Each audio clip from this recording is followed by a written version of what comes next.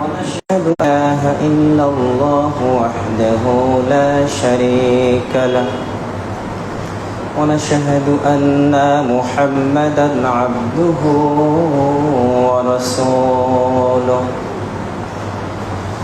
أما بعد فإن خير الحديث كتاب الله وخير الهدي هدي محمد صلى الله عليه وسلم وشر الأمور محدثتها وكل محدثة بدعة وكل بدعة ضلالة وكل ضلالة في النار.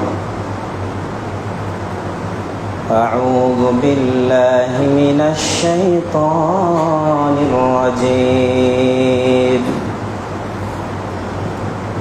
بسم الله الرحمن الرحيم. وما آتاكم الرسول فخذوه وما نهاكم عنه فانتهوا واتقوا الله إن الله شديد العقاب. প্রশংসা আল্লাহ তাআলার জন্য, শান্তি অবতীর্ণ হোক মুহাম্মদ মুস্তাফা সাল্লাল্লাহু আলাইহি ওয়াসাল্লামের উপর। আল্লাহুম্মা আমিন, আল্লাহুম্মা সাল্লি আলাইহি, আল্লাহুম্মা বারিক আলাইহি। সম্মানিত প্রিয় ভাইরা আমার, আজকে আপনাদের সামনে যে বিষয়টি নিয়ে আলোকপাত করতে যাচ্ছি অত্যন্ত গুরুত্বপূর্ণ। শুধু এই মুহূর্তের জন্য নয়, আমরা আগামী দিনে যতদিন ভারতবর্ষের মধ্যে টিকে থাকব, সব সময়ের জন্য, সারা জীবনের জন্য এই আলোচনাটা অত্যন্ত গুরুত্বপূর্ণ। আজকের আলোচনা কি? আজকের আলোচনা হচ্ছে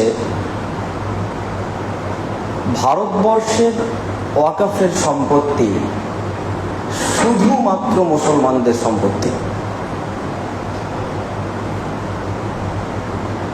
ওয়াকফকে কেন্দ্র করে গত 8/8/2024 অর্থাৎ 8ই আগস্ট যে বিল উপস্থাপন করা হয়েছে, এই বিলটা সম্পূর্ণ অসাংবিধানিক এবং বাতিলযোগ্য। আপনাকে এই ওয়াকফটা সারা জীবন মনে রাখতে হবে। কেন? এই ওয়াকফের সাথে আপনার আমার ইতিহাস জড়িয়ে আছে। 2, এই ওয়াকফের সাথে আপনার আমার অধিকার জড়িয়ে আছে।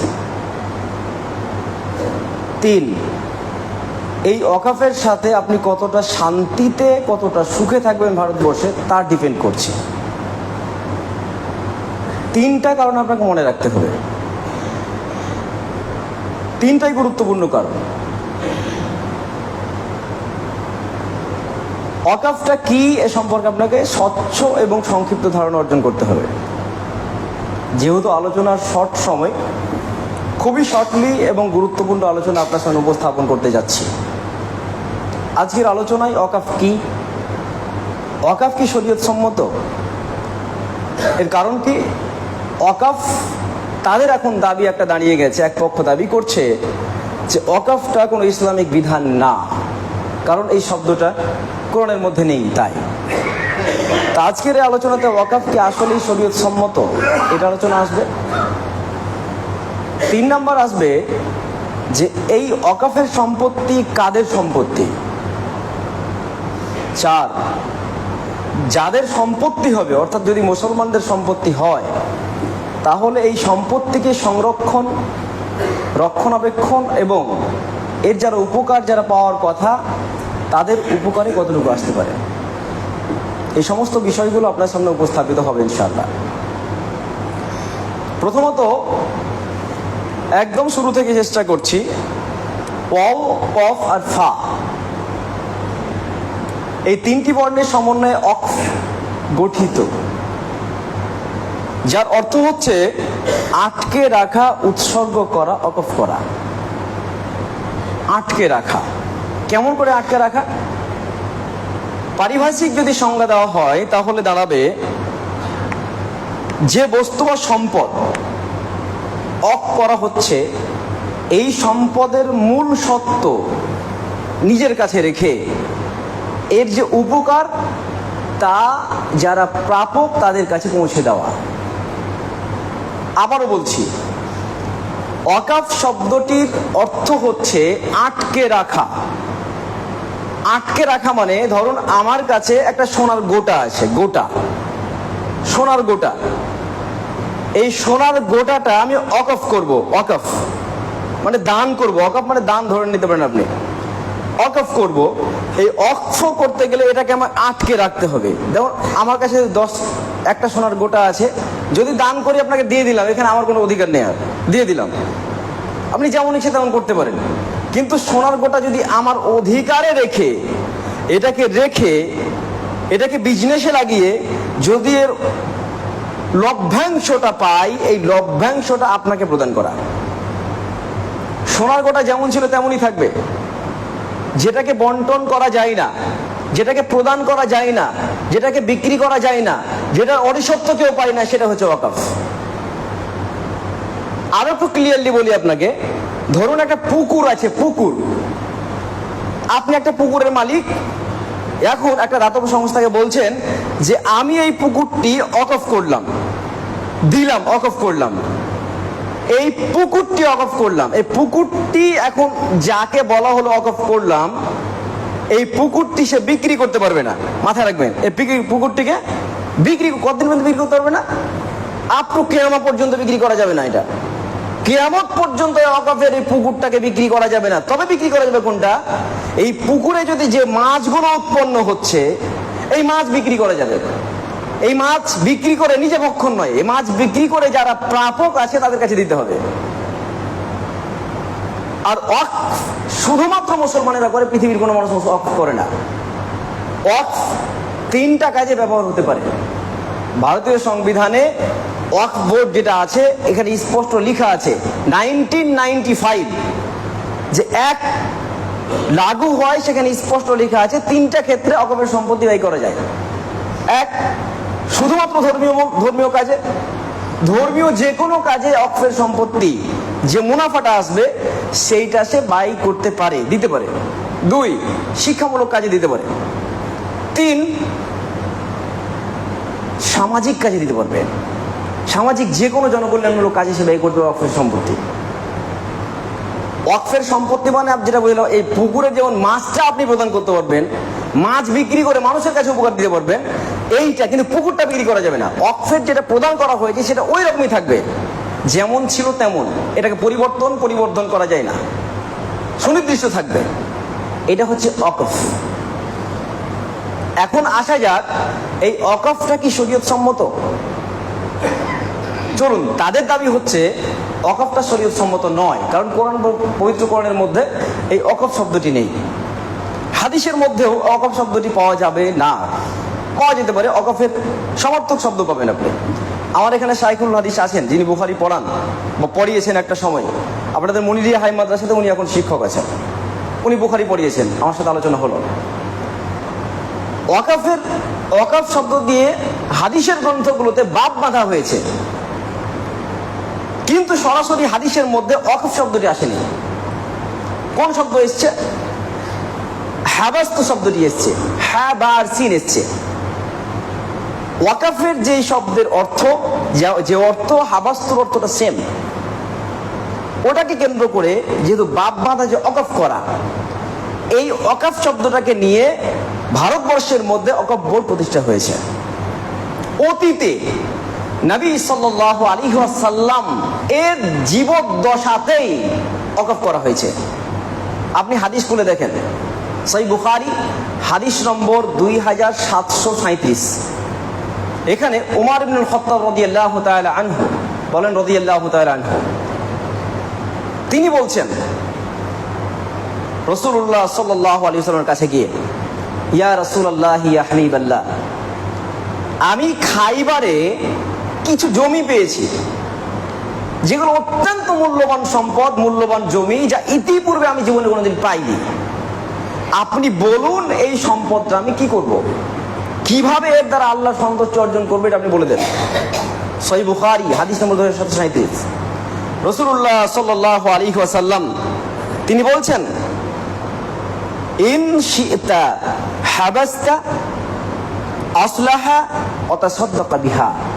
রাসূলুল্লাহ সাল্লাল্লাহু আলাইহি ওয়াসাল্লাম, দেখেন হাবাস্তা শব্দ এসেছে, রাসূলুল্লাহ সাল্লাল্লাহু আলাইহি ওয়াসাল্লাম বলছেন, তুমি ইচ্ছা করলে এর মূল সত্য রেখে, মূল সত্যটাকে আটকে রেখে এর যে উদ্বৃত্ত সম্পদগুলো আসবে সেগুলো তুমি ব্যয় করতে পারো। হযরত ওমর রাদিয়াল্লাহু তাআলা আনহু তিনি এবার মূল সত্যটাকে, এই যে জমিটা আছে, এই যে মূল সত্য, এটা নিজের কাছে রেখে দিয়ে, মূল সত্যটা রেখে দিয়ে বাকি এর যে লভ্যাংশটা আসবে, এখান থেকে যা কিছু উৎপন্ন হোক, খেজুর উৎপন্ন হোক, আর কিছু উৎপন্ন হোক, যা আসবে উৎপন্ন দ্রব্য সমস্ত সম্পদটাই ব্যয় করবে। কোন কোন কাজে তা বর্ণনা করা হয়েছে। শর্ত জুড়ে তিনি ওয়াকফ করলেন। কি শর্ত? শর্তটা হচ্ছে লা ইউবাউ, এটাকে বিক্রি করা যাবে না। উনি বলে দিলেন স্পষ্ট, আমি এটাকে দিচ্ছি, তবে এটা বিক্রি করা যাবে না। ওয়ালা ইউহাবু, এটাকে দান করা যাবে না। ওয়ালা ইউরাসু, এবং এটার অরিসত্ব পাওয়া যাবে না। আমি এটা ওয়াকফ করছি, যদি কেউ মনে করে আমার সন্তানেরা যে আমার বাপের সম্পদ তো ছিল, এতদিন ভোগ করলা লাভ্যাংশ পেলে, এখন আমার বাপের সম্পত্তি আমি অরিসত্ব হিসেবে পাবো, জি না, এই সম্পত্তির অরিস কেউ হবে না। এইটাকে ইচ্ছা করলেই কেউ দান করে দিতে পারবে না। এই জমি দান করা যাবে না, কিন্তু জমির মধ্যে যা আছে সব দান করতে পারবে। তারপরে বলা হচ্ছে জমিটাকে কোনোদিন বিক্রি করা যাবে না। এই শর্তে তিনি এটাকে অক্ষ করলেন।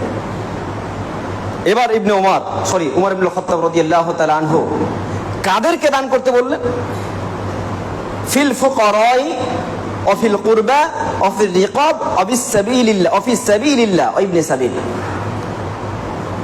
যারা অভাবী, অভাবগ্রস্ত, দুস্থ শ্রেণীর মানুষ আছে, তাদেরকে দান করতে হবে। 2, আত্মীয় স্বজন, তাদেরকে দান করতে হবে। 3, সেই সময় যে দাস কেনা বেচা হতো, দাস যদি কেউ থাকে তাহলে দাস মুক্তির কাজে এই সম্পদ ব্যয় করা যেতে পারে। 4, ধর্মীয় যে কোনো কাজে ব্যয় করবে। ফি সাবিলিল্লাহ মানে আল্লাহর পথে, অর্থাৎ ধর্মীয় পথে যে কোনো কাজে ব্যবহার করতে পারবে। ও ইবনে সাবিল, এখানে বলা হচ্ছে মুসাফির এবং মেহমানদের জন্য ব্যয় করতে পারবে। এই হাদিস স্পষ্ট করে যে রাসূল সাল্লাল্লাহু আলাইহি ওয়াসাল্লামের জীবদ্দশাতে অফ করা হয়েছে এবং তিনি করতে বলেছেন। এখন বর্তমান সময়ে আমরা অফ করি না, কিন্তু এই হাদিসের উপর আমল করে করে করে করে আমাদের ভারতবর্ষে যারা পূর্বপুরুষ ছিল তারা লক্ষ লক্ষ একর জমিকে তারা অক্ষয় করেছে, যা কোনোদিন বিক্রিযোগ্য ছিল না, আগামীতেও হবে না। এই সম্পদ ভারতবর্ষের মধ্যে এত পরিমাণ আছে যা আপনার কল্পনার বাইরে। আপনি আমি এই ওয়াকফ সম্পর্কে ধারণা রাখতেই পারি না। আপনি ইমাজিন করতে পারবেন না কতটা পরিমাণ সম্পদ ভারতবর্ষের মধ্যে আছে। ভারতবর্ষের 3টা সংস্থায় সবচাইতে বেশি ল্যান্ডের অধিকারী, তার মধ্যে একটা হচ্ছে ডিফেন্স। ভারতবর্ষের মিলিটারি যে ডিফেন্স আছে না, এই ডিফেন্স ডিপার্টমেন্টে যে পরিমাণ ল্যান্ড আছে এটা 2য় বৃহত্তম ভারতবর্ষে। রেলওয়েজ, ভারতবর্ষের রেলওয়েজ যেটা আছে, যে পরিমাণ ল্যান্ড অধিগ্রহণ করে আছে সেটা 1 নম্বর। ডিফেন্স 2 নম্বর। ভারতবর্ষের 3য় বৃহত্তম জমির মালিক হচ্ছে ওয়াকফ বোর্ড, বলেন আলহামদুলিল্লাহ। ভারতবর্ষের 3য় বৃহত্তম জমির মালিক হচ্ছে ওয়াকফ বোর্ড। ভারতবর্ষে তাহলে কোন পরিমাণ জমি বা সম্পদের মালিক আছে ওয়াকফ বোর্ড আপনি জানেন? আপনাকে বলি কি পরিমাণ সম্পদের মালিক আছে। ভারতবর্ষে ওয়াকফ বোর্ড যে পরিমাণ সম্পদের মালিক তা হচ্ছে 9.4 লক্ষ একর। 9.4 লক্ষ একর, যার 8.7 লক্ষ একর জমি এখন ভারতবর্ষের ওয়াকফ বোর্ড নিয়ন্ত্রণ করছে। আলহামদুলিল্লাহ, এটা নিয়ন্ত্রণাধীন। এছাড়াও অজস্র ওয়াকফ বোর্ডের সম্পদ জবরদখল করে বসে আছে ASI আর্কিওলজিক্যাল একটা ডিপার্টমেন্ট আছে। এই ডিপার্টমেন্ট জোর জবরদস্তি দখল করে বসে আছে, ওয়াকফ বোর্ডকে সম্পদ দিচ্ছে না, দখলদারি দিচ্ছে না। এইটা হচ্ছে ভারতবর্ষের চিত্র। শুধুমাত্র দিল্লিতে 172টা জমি আছে যেগুলো সম্পূর্ণ জবরদখল করে বসে আছে ASI। 172টা জমি আছে। আপনি চিন্তা করতে, দিল্লির মধ্যে এটা, সারা ভারতবর্ষের যত হেরিটেজ জায়গা আছে সবগুলো ওয়াকফের মধ্যে আছে। আপনি লালকেল্লা বলেন, কুতুব মিনার বলেন, পার্লামেন্ট বলেন, আমাদের পশ্চিমবঙ্গে চলে আসেন, যতগুলো হেরিটেজ জায়গা আছে সমস্ত হেরিটেজ স্থাপনাগুলো সবগুলো ওয়াকফের সম্পত্তি। আলহামদুলিল্লাহ বলবেন না? এই কথা বলতে গেলেই এখন আবার কিছু দালাল বেরিয়েছে। কোন দালাল? এদের না আছে আত্মপরিচয়, না আছে নিজস্বতা। এটা 1 নম্বরের দালাল, মুসলমান নাম ধারণ করে যারা আজকে বলছে ওয়াকফের সম্পত্তি শুধুমাত্র মুসলমানদের সম্পত্তি, এটা সম্পদ ওয়াকফের, ওটা সম্পদ ওয়াকফের, তাদেরকে বলছে এরা দালালি করছে। আসল দালাল কে? ভারতবর্ষের তথ্য বলছে, সাচার কমিটি 2006 এই তথ্য বলছে ভারতবর্ষের যে পরিমাণ সম্পদ আছে তার 8.7 লক্ষ একর জমি ভারতবর্ষের ওয়াকফ বোর্ড পরিচালনা করছে। এইটা তারা নিতে পারছে না। এত পরিমাণ জমি যখন ভারতবর্ষের ওয়াকফ বোর্ডে আছে তখন এইটা তো মানা যায় না। তার জন্য বর্তমানে শকুনি, বিজেপি মার কাছে শকুন আছে, এই শকুনির দৃষ্টি পড়েছে ভারতবর্ষের ওয়াকফ বোর্ডের উপরে। এর আগেও এদের শকুনির দৃষ্টি পড়েনি এমনটি নয়, এর আগেও বহু জায়গাতে শকুনির দৃষ্টি পড়েছে। ভারতবর্ষের সংস্কারমূলক কাজ বহু আছে, সেগুলো করা বাদ দিয়ে মুসলিমদের 3 তালাক নিয়ে ইস্যু নিয়ে এসছে, 370 ধারা উঠিয়ে দিয়েছে, নানা হাবি বিষয়গুলো নিয়ে এসছে, যেগুলো করাটা জরুরি ছিল না। শুধুমাত্র করেছে কেন? শুধুমাত্র মুসলমানদের অস্তিত্বকে, মুসলমানদের সম্মানকে, সম্ভ্রমকে উৎখাত করার জন্য, নষ্ট করার জন্য এই সমস্ত পাঁয়তারা তারা করেছে। ওরই রেস ধরে এখন বর্তমান আমরা দেখেছি, অতীতে বাবরি মসজিদ নেই, এই বাবরি মসজিদকে ধ্বংস করেছে। ওরই রেস ধরে আজকে 2024 সালের 8ই আগস্ট তারা নতুন বিল উপস্থাপন করেছে। আপনার সামনে উপস্থাপন করতে যাচ্ছি 1995 সালের অ্যাক্টে, ওয়াকফ অ্যাক্ট, এখানে কি লেখা ছিল? 2013 সালে সংশোধন হয়েছে আবার, 1995, তারপর 2013, আবার 2024। 1995 সালে অ্যাক্ট হয়েছে, মুসলমানরা বিরোধ করেনি। 2013 সালে হয়েছে, মুসলমানরা বিরোধ করেনি, কেউ বিরোধ করেনি। 2024 সালে এসে বিরোধটা বাড়ছে কেন? সংশোধন তো ভালো, সমস্যা থাকলে সংশোধন হবে, এটা ভালো জিনিস, কিন্তু মুসলমানরা খেপলো কেন? বিরোধী পক্ষ খেপলো কেন? এর জানার বিষয় আছে। প্রথম হচ্ছে, আপনাকে বলতে চাইছি আমি, আপনার মাথাতে ঢুকিয়ে নেন, ভারতবর্ষের মধ্যে ওয়াকফের সম্পত্তি শুধুমাত্র মুসলমানদের বাপের সম্পত্তি। এটা কারো বাপের সম্পত্তি নয়, না নরেন্দ্র মোদীর বাবার সম্পত্তি, না যোগীর বাবার সম্পত্তি। ভারতবর্ষের কোনো মায়ের বেটার বাপের সম্পত্তি নয়। ওয়াকফের সম্পত্তি শুধুমাত্র মুসলমানদের বাপের সম্পত্তি, এটা অন্য কারো সম্পত্তি নয়। এটা মনে করে নিতে হবে, মানে আমার আপনার বাপের সম্পত্তি এটা। এইখানে কেউ হাত দেবে আর আপনি চুপ করে থাকবেন, এটা হতে পারে না। যদি চুপ করে থাকেন কি হবে আপনাকে বলে দিই। 1992 সালের ডিসেম্বর মাসে বাবরি মসজিদ ধ্বংস করা হয়েছিল, সেটাকে নিয়ে দীর্ঘদিন কেস চলেছে। কেস চলে চলে চলে চলে ওই মসজিদের জায়গায় রাম মন্দির প্রতিস্থাপন হয়েছে, কেস চলে। কিন্তু যদি এই বিল প্রতিস্থাপন হয়ে যাবে, অ্যাক্ট হয়ে যায়, তাহলে এত আইন, এত ভেজাল পাড়ার দরকার নেই। শুধুমাত্র বলবে যে এইটা ওয়াকফের সম্পত্তি নয়, এই সম্পত্তি আমাদের। এর মাঝে কি আছে?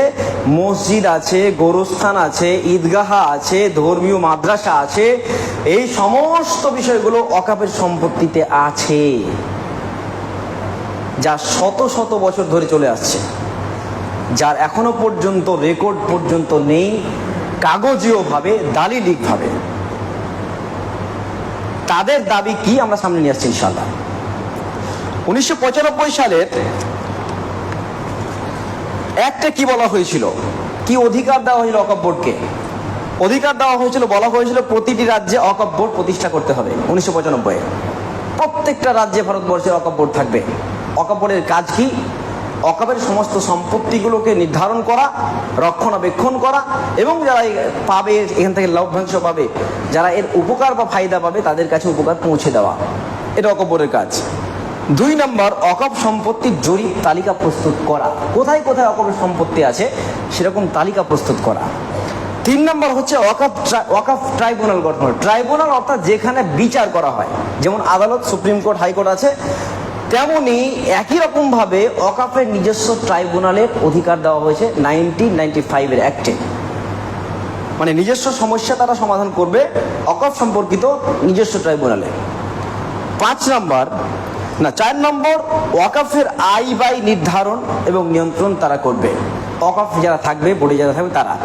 5 নম্বর, দুর্নীতি এবং অব্যবস্থাপনা প্রতিরোধ করবে। যদি কোনো দুর্নীতি হয় তারাই সমাধান করবে, বাইরের কেউ এখানে হস্তক্ষেপ করবে না। 2013 সালে এই ক্ষমতা বৃদ্ধি করা হয়, সংশোধন করে। 2013 সালে ইউপিএ সরকার যখন ছিল কেন্দ্রে, তখন এই সংশোধন করে এর ক্ষমতাটা আরো বৃদ্ধি করা হয়। কি ক্ষমতা দেওয়া হয়েছিল?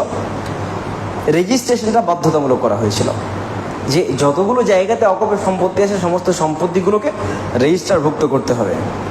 আগে তালিকা প্রস্তুত করার কথা বলা হয়েছিল, এবার রেজিস্ট্রিভুক্ত করতে হবে, কিন্তু সীমা নির্ধারণ ছিল না। 2, কোন সরকার বা ব্যক্তিগত সংস্থা এটাকে অধিকার করতে পারবে না। আবারও বলছি, স্পষ্ট 2013 সালের ওয়াকফ অ্যাক্ট, সংসদের বিল যেটা অ্যাক্ট হয়েছিল, সেখানে স্পষ্ট লেখা হয়েছে ওয়াকফের সম্পত্তি ভারতবর্ষের যদি কোনো সরকার আসে কোনোদিন, আর যদি দাবি করে এটা আমার ভারতবর্ষের সম্পদ, এই সম্পদ সে দাবিও করতে পারবে না, সে অধিগ্রহণও করতে পারবে না। স্পষ্ট লেখা আছে, কোনো সরকার পারবে না। এটা অনেক বড় ক্ষমতা ওয়াকফের। 2 বলা হয়েছিল সরকার তো পারবে না, কোনো প্রতিষ্ঠান যদি চায় এই সম্পত্তি আমি জোর দখল করব, এই অধিকারও তার নেই। 3 নম্বর, ওয়াকফ সম্পর্কিত সমস্ত সমস্যার সমাধান ওয়াকফ ট্রাইব্যুনালই করবে। ওয়াকফ ট্রাইব্যুনালই করবে, হস্ত যুক্ত করা হয়েছে। ওয়াকফ ট্রাইব্যুনাল ছাড়া কেউ এই সমাধান করবে না। এই ওয়াকফ ট্রাইব্যুনালই নির্ধারণ করবে কোনটা ওয়াকফের সম্পত্তি, কোনটা ওয়াকফের সম্পত্তি নয়। এই নির্ধারণ ওয়াকফ বোর্ড, ওয়াকফ ট্রাইব্যুনাল করবে। এই ছিল 2013 সালের ওয়াকফ অ্যাক্ট এর অধিকার, প্রদানকৃত অধিকার, যা ওয়াকফ বোর্ড এতদিন পর্যন্ত নিয়ে আসছে এবং সেই অনুযায়ী কাজ করছে। যদিও এখান থেকে যারা উপকার পাওয়ার কথা তেমন পর্যায়ের সাধারণ মুসলমানরা সেই পরিমাণ উপকার পায়নি। এটা বাস্তবতা। আপনি ওয়াকফের সম্পত্তি থেকে খুব একটা উপকার পাইনি, হয়তো কোনো ক্ষেত্রে আছে, কিন্তু আপনি যে খুব পেয়েছেন তা পাইনি। তার জন্য তো আপনি ওয়াকফ সম্পর্কে জানেন না। আপনি যদি জানতেন তাহলে বলতে পারতেন। ওয়াকফের যে পরিমাণ সম্পত্তি আছে, যদি এর হিসাব করা হয় অর্থে, তাহলে 1.2 লক্ষ কোটি টাকার পরিমাণ। এখন 1.2 লক্ষ কোটি টাকা, এই 1.2 লক্ষ কোটি টাকার সম্পদকে যদি কাজে লাগানো যায়, তাহলে এইটার বিজনেস মাইন্ডে নিয়ে গেলে কি পরিমাণ সম্পদ এখন ভারতবর্ষের মধ্যে আছে আপনি অনুমান করুন। এখন 2024 সাল, 2024 সালে এসে তারা কি করেছে, কেন এত বিরোধ হলো? 2024 সালে যেটা করেছে, সবচাইতে আপত্তিকর যেটা বিষয়, সেটা হচ্ছে যে তাদের দাবি এতদিন পর্যন্ত ওয়াকফ ট্রাইব্যুনাল ওয়াকফের মধ্যে সমস্ত বিষয় নির্ধারণ করত। যে কোনো সমস্যা হোক, ওয়াকফের মধ্যে ওয়াকফ সম্পত্তি কেন্দ্রিক যদি কোনো বিরোধ হয় তার সমাধান ট্রাইব্যুনাল করত। কিন্তু এই বিলে বলা হয়েছে যে না, এই অধিকার ওয়াকফকে দেওয়া হবে না। এই অধিকার জেলা ম্যাজিস্ট্রেট বা কালেক্টররা অর্জন করবে। অর্থাৎ আজকের পর থেকে বিল যদি অ্যাক্ট হয়ে যায়, তাহলে এই জেলা আধিকারিক যারা আছে বা কালেক্টর যারা আছে, তারা নির্ধারণ করবে কোনটা ভারত সরকারের সম্পদ আর কোনটা ওয়াকফের সম্পদ, এটা নির্ধারণ করবে। 2, এই ওয়াকফ বোর্ডের মধ্যে 2 জন হিন্দু আধিকারিক রাখতে হবে। 2 জন হিন্দু আধিকারিক রাখতে হবে। 3, মহিলাদের উপস্থিতি নিয়ে আসতে হবে। 4, আগামী 6 মাসের মধ্যে ভারতবর্ষের মধ্যে যত জায়গাতে ওয়াকাফের দাবি করা হচ্ছে সবগুলোকে দলিল দিয়ে প্রুফ করে এটাকে রেজিস্ট্রি করতে হবে। আজ থেকে নিয়ে 300 বছর আগে, 400 বছর আগে যেই সম্পত্তিগুলো ওয়াকফ করা হয়েছে তার কোনো দলিল থাকবে? এই থাকবে? থাকবে না, দলিলই থাকবে না। তো দলিল যদি না থাকে তখনই তারা দাবি করে বসবে এই তো দলিল নাই, মানে তোমার সম্পদ না, রকমের সম্পত্তি না, তার মানে ভারতের সম্পত্তি, এটা সরকারের সম্পত্তি, দখল করে নেবে। আপনি তাজমহলই বলেন, লালকেল্লাই বলেন, দিল্লির জুমা মসজিদে বলেন, এদের কোনো দলিল নেই, এদের কোনো দলিল নেই। ওয়াকফ মৌখিক, ওয়াকফ আমি বললাম এটা আমি ওয়াকফ করলাম, এনাফ, এটা ইসলামী বিধান, এটা ইসলামী রীতি, এনাফ। এখন আপনি উইল করে যদি ভিন্ন কথা, কিন্তু মৌখিক ভাবে যদি একবার বলে দেয় ওয়াকফ, সারা জীবন এটা মানুষের ওর জন্য হারাম, পরিবারের জন্য কি দখল করা, ওয়ারিশ নেওয়া, বিক্রি করা হারাম, এটা করা যাবে না। এই সম্পদ ওয়াকফের, ওয়াকফের, ওয়াকফের সম্পদ, এটা মৌখিক। আগের যুগে মানুষ মৌখিক ওয়াকফ করেছে, যার পরিমাণ লক্ষ লক্ষ একর জমি ভারতবর্ষের মধ্যে আছে। এটা হচ্ছে চিত্র ভারতবর্ষের। এখন আপনি বলুন, যদি এই জায়গাতে কালেক্টররা নির্ধারণ করে যে ভারতবর্ষের কোন সম্পত্তিটা ওয়াকফের সম্পত্তি আর কোন সম্পত্তি ওয়াকফের সম্পত্তি না, এটা নির্ধারণ করে, তাহলে কি ভারতবর্ষের ওয়াকফের সম্পত্তি থাকবে? থাকবে? থাকবে না। দিল্লিতেই 172টি জমিকে তারা অধিগ্রহণ করে আছে জোর জবরদস্তি। ওই এএসআই এরা সবগুলোই সরকারের 5 আটা গোলাম।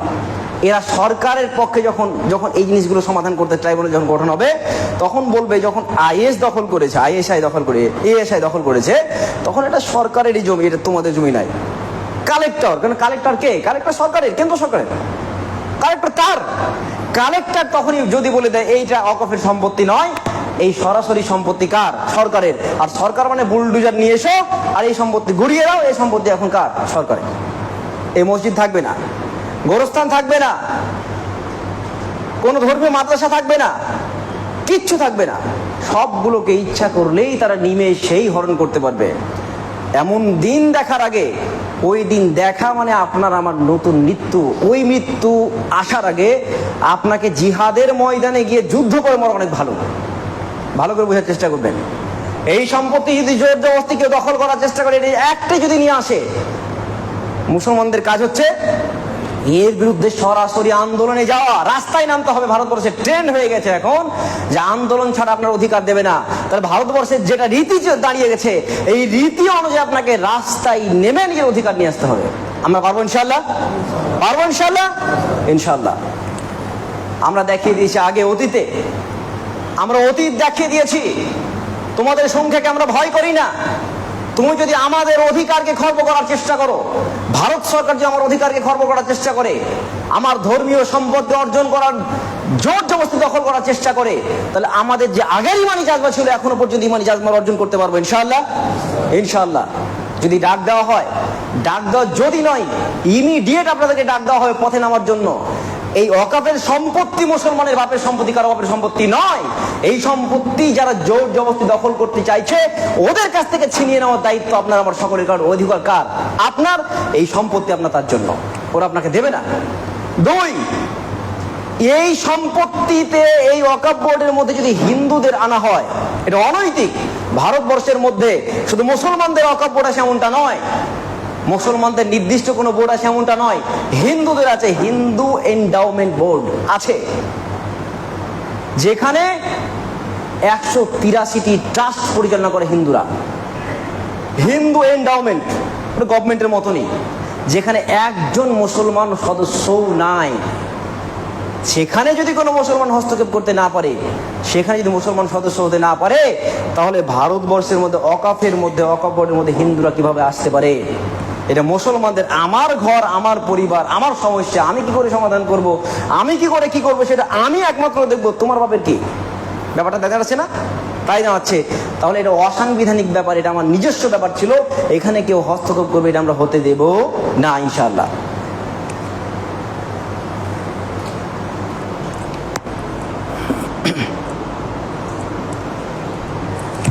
আলহামদুলিল্লাহি ওয়াহদা ওয়াসসালাতু ওয়াসসালামু আলা মান লা নাবিয়্যা বা'দা আম্মা বা'দ ফাউযু বিল্লাহি মিনাশ শাইতানির রাজিম বিসমিল্লাহির রহমানির রহিম। সম্মানিত প্রিয় ভাইরা আমার, যে কথা আপনাকে বলছিলাম, ভারতবর্ষের মধ্যে যে অকফের সম্পত্তি আছে, এই সম্পত্তি আপনার আমার সম্পত্তি। এটাকে রক্ষণাবেক্ষণ সংরক্ষণ করার দায়িত্ব আপনার আমার সকলের এই মুহূর্তে দাঁড়িয়ে গেছে।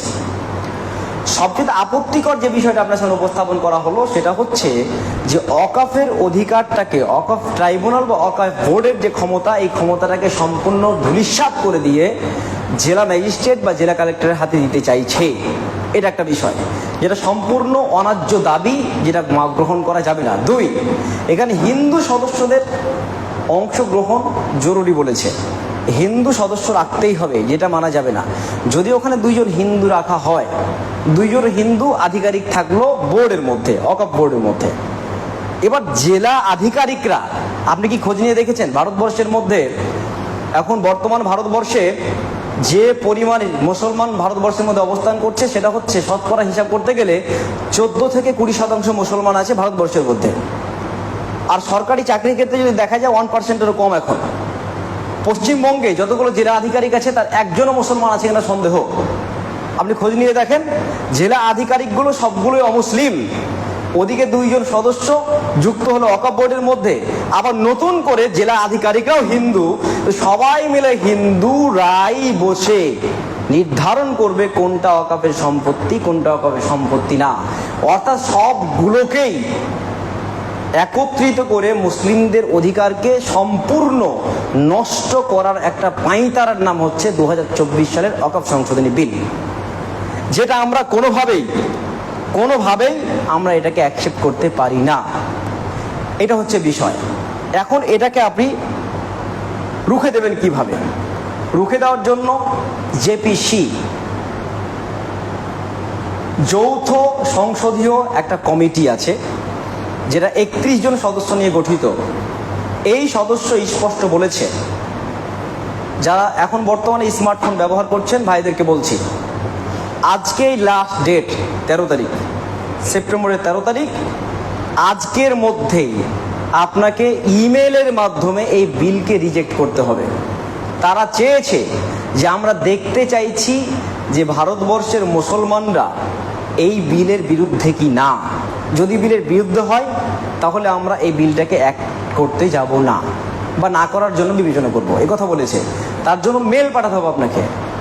আমি গতকালকে ফেসবুক লাইভ করেছি, আজকে আপনাকে বলছি, আমার কাছে একটা পেপার আছে, কিউআর কোড আছে। এই কিউআর কোডটাকে স্ক্যান করলে সরাসরি বিল রিজেক্টেড যে অপশন সেখানে চলে যাবে। ইমেল পাবেন, আপনার ইমেল যে এই অ্যাপটা আছে ওখানে চলে যাবে। ওখানে গিয়ে সরাসরি বিল রিজেক্ট করেছেন সে নিজের নামটা লিখে সেন্ড অপশনে ক্লিক করলেই আপনি বিলটা রিজেক্ট করেছেন বলে বিবেচিত হবে। এটা চলে যাবে। 50 লাখ, এই সংখ্যাটা যদি 50 লাখ হয় তাহলেই তারা মনে করবে যে ভারতবর্ষে এই বিলটা আনা যাবে না। আমি যতদূর কালকে পর্যন্ত খোঁজ নিয়ে দেখলাম, আমি সার্চ করে দেখলাম, 1,33,000 মেল অলরেডি চলে গেছে। 1,33,000 মেল অলরেডি চলে গেছে এই বিলকে বাতিল করার জন্য। আজকে পর্যন্ত ডেট আছে, যাদের কাছে যতগুলো মোবাইল আছে, যতগুলো ইমেল আইডি আছে, সব ইমেল আইডি দিয়ে ভিন্ন ভিন্ন নাম দিয়ে আপনারা সরাসরি মেল করুন যে এই বিল অসাংবিধানিক, এই বিল আমরা মানি না, রিজেক্ট করছি। আপনারা এটা করুন, প্রথম কাজ এটা। 2 নম্বর কাজ, এই বিলকে রিজেক্ট করে ইমেলের মাধ্যমে রিজেক্ট করলেই হবে না, আরেকটা কাজ আছে। অনতি বিলম্বে, খুব অল্প সময়ের মধ্যেই রাস্তায় নামার জন্য আহ্বান করা হবে।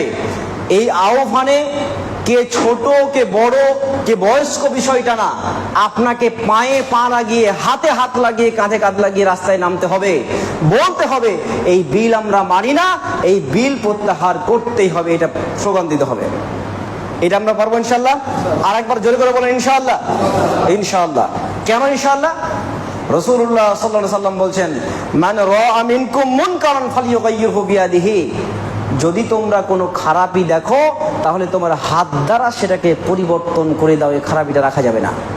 2, ফাইলাম ইয়াস্তাতি ফাবিলিসানিহি।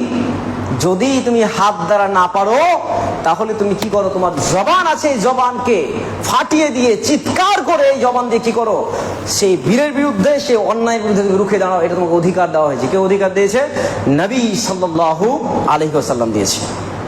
নাম্বার 3, যদি সক্ষমতা এইটার না থাকে, বলার সক্ষমতা না থাকে, তাহলে আপনাকে যেটা করতে হবে সেটা হচ্ছে অন্তর থেকে ভাবতে হবে কিভাবে নির্মূল করা যায়। সেটা ঘৃণা তো থাকবেই, ভাবতে হবে। কিন্তু ভারতীয় সংবিধান এই মুখের স্বাধীনতা দিয়েছে। এই ভারতবর্ষে থেকে আপনি যে কোনো ব্যক্তির সমালোচনা করতে পারেন, এই অধিকার ভারতবর্ষের সংবিধান দিয়েছে। তাই যেহেতু আমার এই ক্ষমতা আছে, এই সক্ষমতা আছে, তাই আমাকে আপনাকে পথে নেমে মুখের দ্বারা প্রচার করতে হবে, প্রতিবাদ করতে হবে যে এই বিল আমরা মানি না, মানছি না, এই বিলকে আমরা অ্যাক্ট হতে দেব না ইনশাআল্লাহ। আল্লাহ আমাদের সকলকে সেই তৌফিক দান করুন, আমিন। আল্লাহুম্মা সাল্লি আলাইহি اللهم صل على محمد وعلى ال محمد كما صليت على ابراهيم انك حميد مجيد. اللهم بارك على محمد وعلى ال محمد كما باركت على ابراهيم وعلى ال ابراهيم انك حميد مجيد. ربنا ظلمنا انفسنا وان لم تغفر لنا وترحمنا لنكونن من الخاسرين. ربنا تقبل منا انك انت السميع العليم والحمد لله رب العالمين.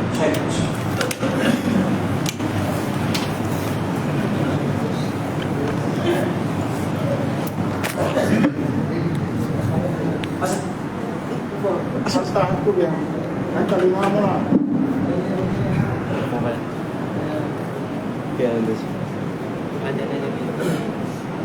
Ada.